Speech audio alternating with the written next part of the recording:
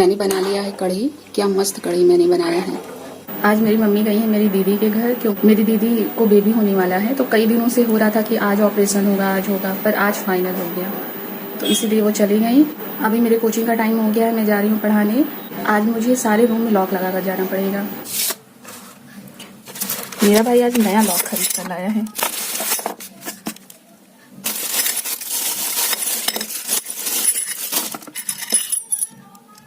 चार चाबियाँ मिल गई हैं। पहले 2 मिलती थी, अब 4 मिलने लगी।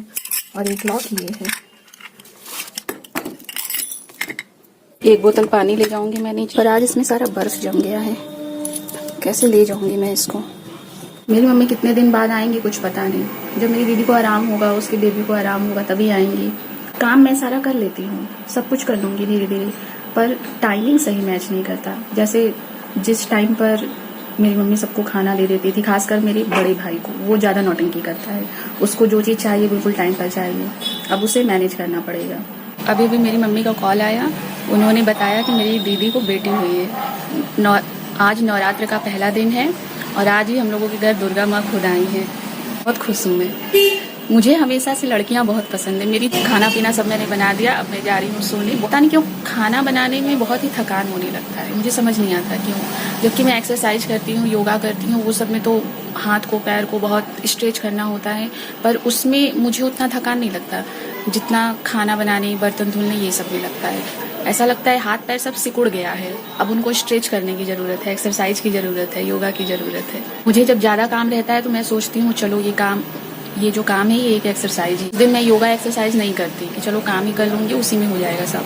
लेकिन मैं गलत सोचती थी। योगा एक्सरसाइज करने के बाद बॉडी रिलैक्स हो जाती है और काम करने के बाद सब दर्द होने लगता है हाथ पैर में। इसलिए अगर जो लोग दिन भर काम करते हैं, घर का या ऑफिस का, बाहर का ना, उनके लिए भी योगा और एक्सरसाइज जरूरी है, तभी बॉडी रिलैक्स होगी। ये काम पसंद है क्योंकि मैं ऐसी लड़की हूँ ना, अगर मेरे पास काम न रहे, मैं दिन भर फ्री रहूँ ना, मैं पागल हो जाऊँगी।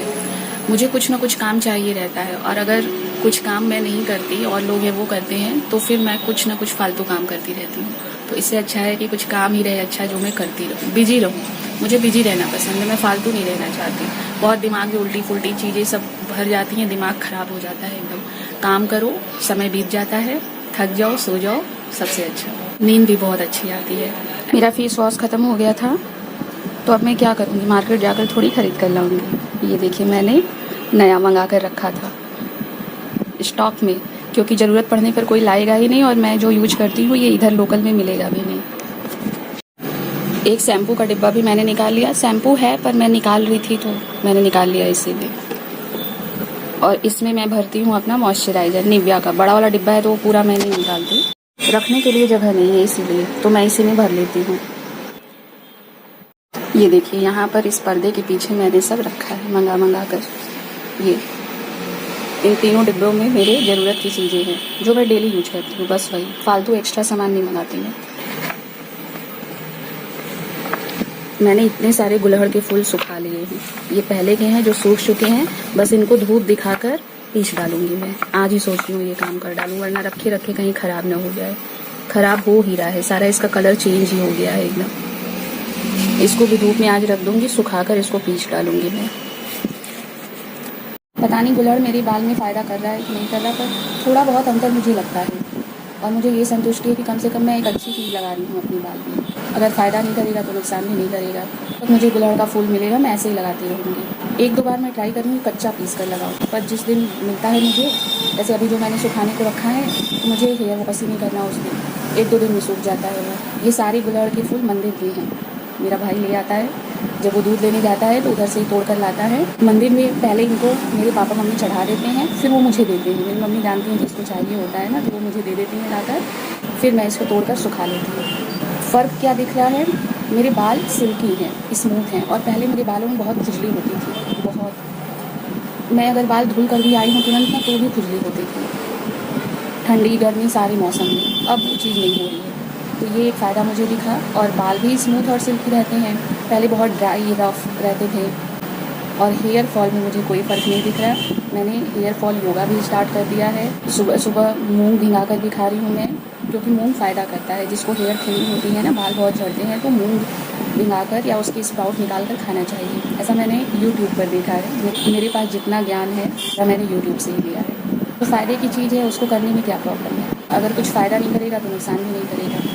मम्मी तो है नहीं मुझे बताने वाली कि क्या खाना बनेगा, वरना मैं उन्हीं से पूछती हूँ क्या खाना बनेगा और वो पहले से अरेंजमेंट करके रख देती हैं। आज मुझे ये सब कुछ करना होगा, देखिए मैं क्या बनाती हूँ। कुछ हेल्दी ही बनाऊँगी क्योंकि नवरात्र चल रहा है तो लहसुन प्याज यूज करना ही नहीं है और अच्छा है नहीं यूज करना है। प्याज छीलने और काटने में मेरी हालत ख़राब हो जाती है और मेरे घर अगर प्याज डलता है तो एक दो नहीं बहुत ज़्यादा डलता है।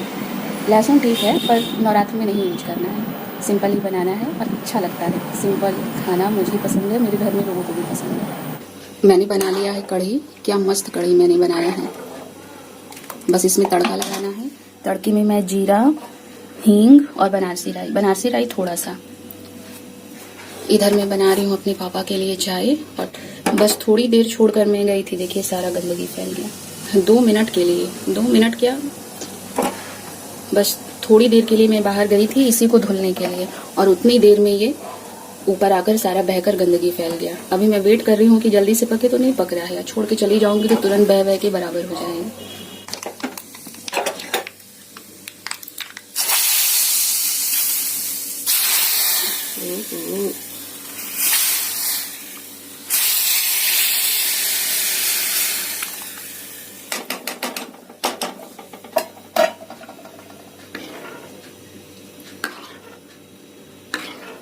कढ़ी रेडी हो गई है। जीरा लग रहा थोड़ा सा जल गया, चाय देने चली गई थी ना मैं उसी में। इसके बाद मुझे बनाना है चावल और रोटी और साफ करने हैं ढेर सारे बर्तन। सब इकट्ठा करके मैंने रखा है। इतने सारे बर्तन मैंने धुले हैं और इनको धुलने में मुझे 1 घंटे लग गए। बाप रे। मैं लेकर बैठ गई अपना खाना खाने के लिए। कढ़ी बहुत टेस्टी है, पता नहीं कैसे मैंने इतना टेस्टी कढ़ी बना लिया।